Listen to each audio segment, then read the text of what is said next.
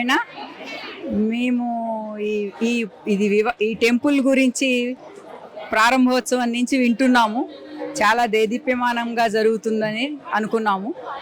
మా మిత్ర బృందం అంతా కలిసి ఒకరోజు రావాలని ఈరోజు ప్లాన్ చేసుకొని వచ్చాము. ఇక్కడికి వచ్చిన తర్వాత ఇక్కడ మెయిన్ పూజారి శ్రావణ పంతులు గారు మాకు చాలా కోఆపరేట్ చేశారు. ఆ తర్వాత ఇక్కడ సాయిబాబా గారు కలిసి ఈయన కూడా మాకు అన్నీ చూపిస్తున్నారు. చాలా సంతోషం అనిపించింది.